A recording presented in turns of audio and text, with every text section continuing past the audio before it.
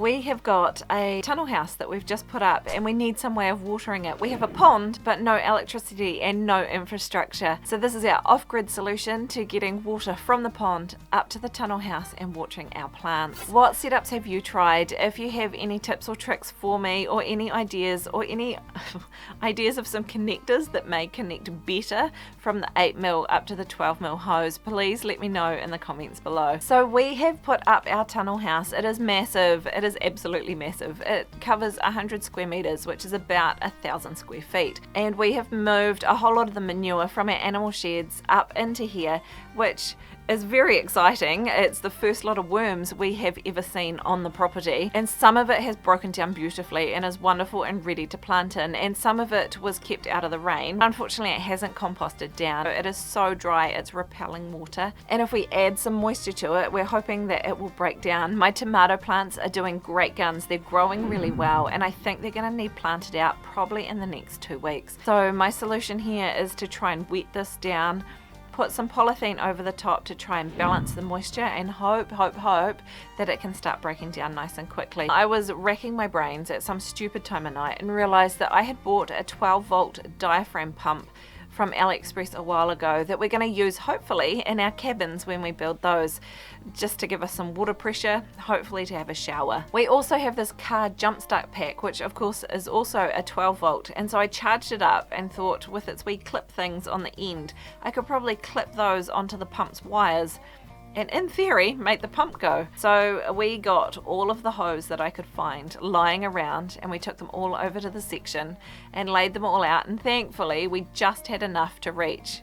Well, actually, the first time we did it, we didn't have enough, and I had to go home and get my big reel hose as well. So I took those back over, and then we had enough to reach all the way to the back end of the tunnel house from the pond. I also took over a whole lot of hose clamps and different hose fittings, and after a lot of fiddling around, I realized that I could just make it work going from the 8mm hose to the 12mm hose to try and clamp them shut. It didn't work perfectly, and there was quite a bit of water squirting around, but it was enough to get it going. One challenge with using pond water, especially from a new pond that hasn't sealed yet, is that the water was quite clayey, and the bottom of the pond has about this much of just sludge. So the challenge is trying to get the hose in there, sitting on the bottom so it's not floating on the top, so it's not sucking air, but also not sitting right in the bottom so it's sucking pure clay.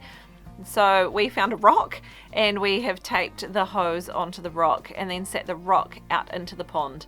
Initially I did throw it in, but then I found that it actually landed hose end down and the hose just buried into the clay, which is the opposite of what I was trying to do. So I ended up pulling it closer to the surface and setting it rock side down, hose side up, and that worked quite well. And I know the tape isn't going to last forever, but it definitely got it done for what we needed. Next time we do it though, I'm definitely going to attach some kind of filter to the end just in case. And then when we first flicked it on, it worked, but it was only sucking air, and it took us a little while to work out that it wasn't actually pumping the water through, it was just pumping air. So I took all the hoses off again, found a couple of air leaks where the clamps just weren't quite tight enough. And so we tried with just the short ends of the hose, one into a bucket of clear water so I knew exactly where it was coming from, and one just out onto the ground. And when we finally had success, hooray! We decided to hook it all up and see if we can get it working properly. Now I wasn't sure how well this little pump would go. It's quite a distance, and it probably had a raise of maybe 5 meters, which is what, 15 feet, that it had to pump up as well. So I wasn't sure how well it was going to go. So we just did each individual hose length and walked along and waited for the water to come out. And thankfully it did make it all the way up. And then hooray, we have water coming out of the hose end. So we gave the garden a really good soaking. We probably ran the hose for a good 20 minutes, maybe half an hour. And I think the battery pack probably had enough in it to do another garden.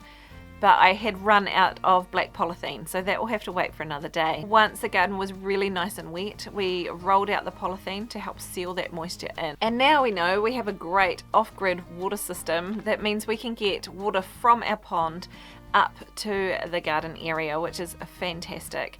I do hope to get some IBC totes and put them up near where we're going to have the house, stack them up onto some pallets or something to get them raised, and use that same pump system to pump some water from that pond up into a couple of 1,000 litre totes up there. What's that? 300 gallons, whatever they are.